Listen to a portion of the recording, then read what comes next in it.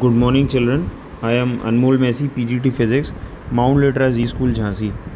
Children, in our previous videos, we have studied about errors. I explained you what different types of errors are, like absolute error, and then I have even explained you how to calculate the absolute error, then mean absolute error, then relative error, and even we have calculated percentage error. So this we have done that how to calculate these errors. Now today we are going to start with operations in errors, in which I'll tell you how to add, subtract or multiply or maybe divide values which have got errors. So as you can see over here, I'm going to start with the operations in errors. This is the first thing that I'm going to explain you, which is addition. So I have taken an example to explain you how addition works. I have taken R1. R1 is resistance 1, which is 20 plus minus 0.1 ohm. So where 20 is measured value and 0.1 is error. This is the way that we are supposed to write in a physical quantity or maybe a measured quantity which has got error in it. So this is actually the measured value and this is the error in it. Okay. Now this is R2. R2 is second resistor whose value is 30 plus minus 0.2 ohm. Okay, so 30 is the value of the resistance and 0.2 is the error in resistance.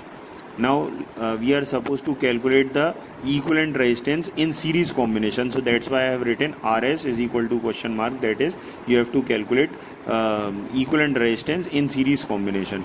So now it is very simple. As we know that in series combination the equivalent resistance is R1 plus R2. So how we are going to add it? So RS is equal to, I have taken both the measured values together, that is 20 plus 30, and plus minus I have taken both the errors together, that is 0.1 plus 0.2. So this becomes 20 plus 30 is 50 and 0.1 plus 0.2 becomes 0.3. So this becomes your 50 plus minus 0.3 ohm. This is the way you are supposed to add the errors. Measured values would be added together while the errors would be added together separately. I have taken one more example for that, a small example. If A is equal to 10 plus minus 0.3 and B is equal to 20 plus minus 0.2 and we are supposed to calculate A plus B, then we will take the measured values together, that is 10 plus 20 we have taken together, plus minus we will take the errors together, 0.3 plus 0.2. This would be separate, that is errors are separate and measured values are separate.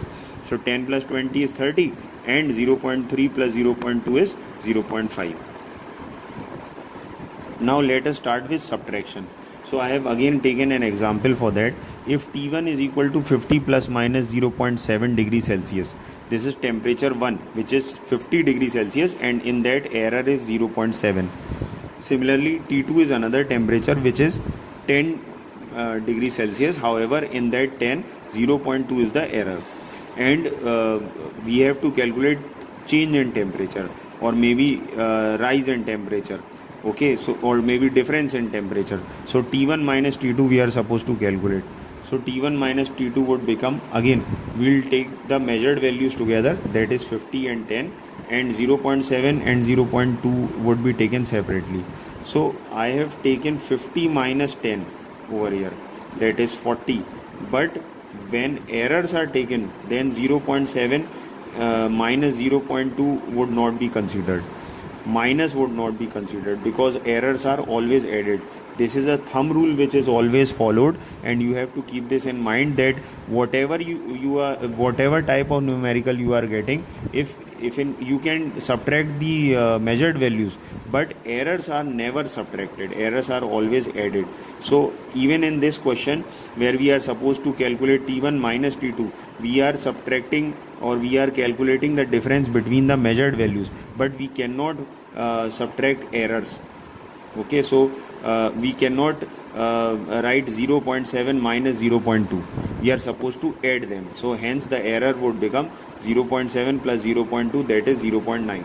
So our final answer is 40 plus minus 0.9. We have subtracted 10 from 50, but we have added 0.2 to 0.7. Okay. Now comes multiplication and division. So as far as multiplication and division is concerned, you are supposed to use a formula for that, which is delta R by R is equal to delta A by A plus delta B by B, and so on. So delta R is the error in result, while R is result. A is first value, and delta A is error in first value, which is given to you. B is second value, and delta B is the error in second value. And if in case another third value is given in the question, then we can write plus delta C by C over here. So for example, if in case we are calculating area, which is length into breadth, so this would become delta A by A. Why delta A by A? Because area is the result. Then the first value which would be given to you would be length. Then this would become error in length upon length, that is delta L by L, and this would become error in breadth upon original value of breadth, measured value of breadth. So this would become delta B by B. Similarly, if in case you are calculating volume, then this would become delta V by V is equal to delta L by L plus delta B by B plus delta H by H.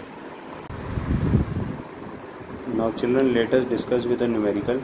So here you can see I have taken a numerical in which the question says that if volume is equal to 4 by 3 pi r cube, then and r is given as 10 plus minus 0.1 centimeter, then we are supposed to calculate the volume with errors.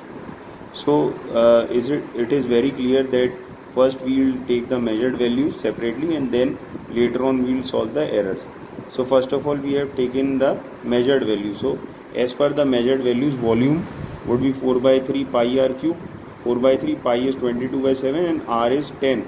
So this becomes 10, the cube of 10. So when we solve it, approximately we will get 4190 centimeter cube.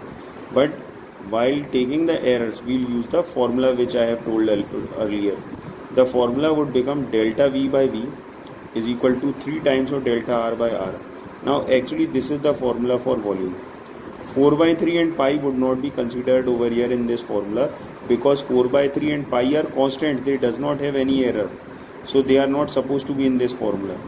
And as far as this cube is concerned, so this would come in front of the ratio delta R by R. If in case it would have been R square, then 2 would have come over here. Whatever the power is, that power would come in front of the ratio. Okay. Now when we put the values, we have already calculated V, and delta R is given to us in the question 0.1, and R is also given to us in the question, which is 10. Now when we solve it, we will get the answer delta V is equal to 125.7. Now finally we are going to write the result. Then V plus minus delta V would be equal to 4190 plus minus 125.7 centimeter cube. Okay. There will be one more type of question that you might get in the exams, that is to calculate the percentage error. So I have given you one more question over here. This question says that if the kinetic energy is half mv square and mass is 10 plus minus 0.1 kg, while velocity is 20 plus minus 0.2 meter per second, then calculate the percentage error in kinetic energy. Now how will we do this? First of all, since we are supposed to calculate percentage error, then we are not supposed to take the measured values. We will only take the errors. Hence हम लोग केवल formula ही use करेंगे बस, जो errors का हमने बनाया. Taking errors, delta kinetic energy upon kinetic energy is equal to delta m by m plus delta v by v, and since v has got a square on top of it, therefore this 2 would come in front.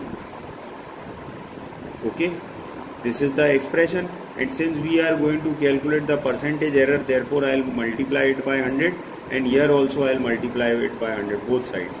Now over here, this is an expression which contains delta kinetic energy upon kinetic energy into 100. Instead of writing this, we can write percentage error in kinetic energy. So I have written percentage error in kinetic energy for that. Okay.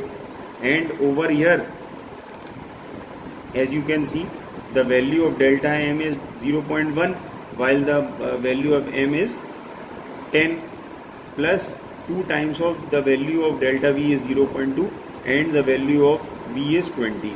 So I have written it over here into 100.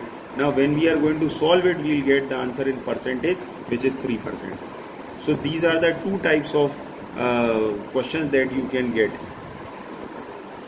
Now children, these were just the sample questions which I have given you. There are various other questions which I have discussed in the class. Various other questions and exercises that I have discussed in the class. So for that I have sent you a PDF in your group, and you can go through that PDF. You can go through those numericals. We have done n number of numericals in class, so you can go through them. This was just a sample to explain you what type of numericals you can get in your exams. Okay, thank you.